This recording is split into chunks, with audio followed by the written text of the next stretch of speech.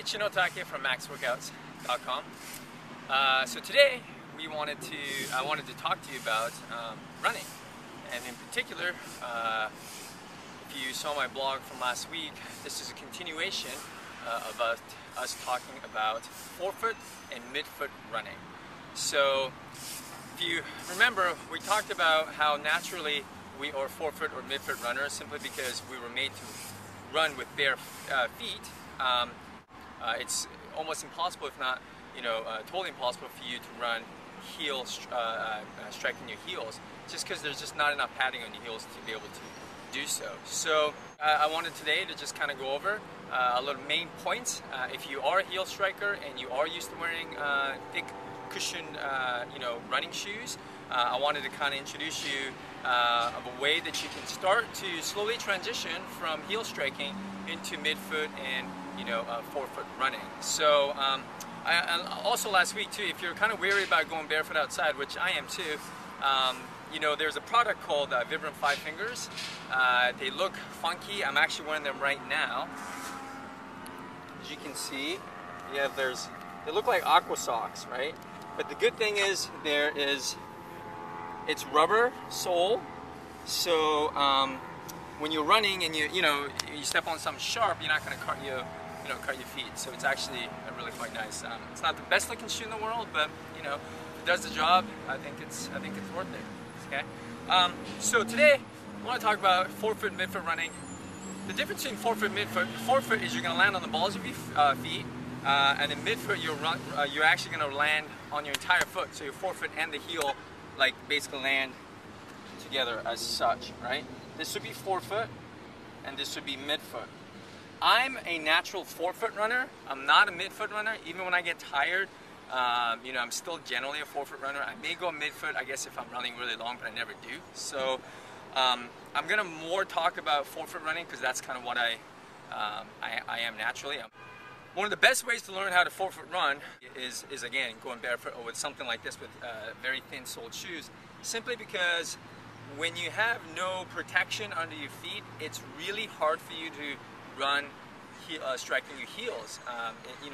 If you go outside and do it, you'll immediately find out that it's just really hard on your heels. So automatically start now to walking or running more on your forefoot. The four key things to remember when you're forefoot running is that you need to be leaning forward when you run. It's really important that you lean forward when you're running and you're kind of going with the gravity.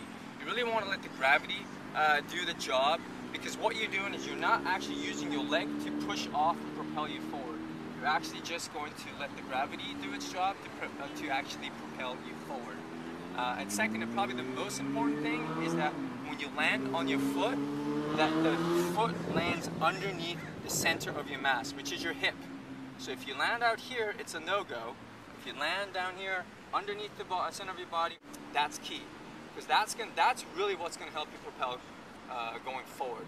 And that's something that's probably going to come as you start to get used to this type of running. Okay?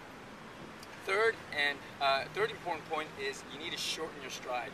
One of the biggest reasons why people get injured, especially with heel striker, is that they have extended long strides. And when you're extending the long strides, you are going to strike with your heel.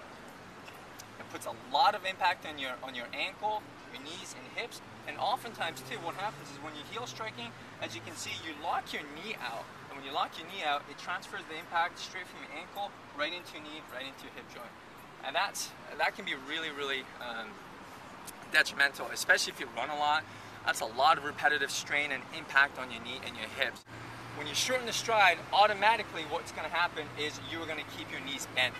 And that's important as well. If you can think about keeping your knees bent, and these are shock absorbers, right? If you lock your knees, you have nothing to absorb your shock. When you bend your knees, you're basically able to absorb the shock. So that's really key as well. And the fourth point is avoid hip extension. When you're running, a lot of people, what happens is when you run, you end up extending the hip, right? Extending the hip.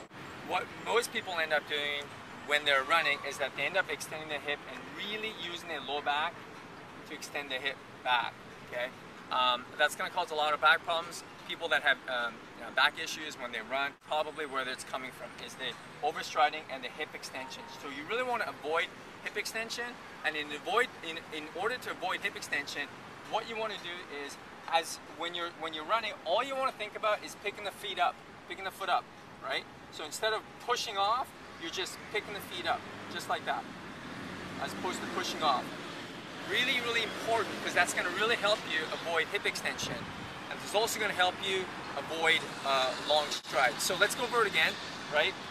Body posture important. Keep your chest straight, back straight, and you're going to be leaning forward, right? The leaning forward, that's part one. Leaning forward is you're letting the gravity basically propel you forward, right? You're working with gravity. You're not working against gravity. Number three, important. You want to make sure that the foot, when you lands underneath the center of your mass, or even slightly behind the center of your mass. Because again, what you're doing is you're going along with gravity and just propelling along with it. And number four, you want to make sure that you don't extend the hip. And that means you're not pushing off of the foot, right? And you're just concentrating on pulling the foot up and letting the gravity take its job. So four main points. So now I'm just going to actually go and run, and I'm just going to go around back and forth. And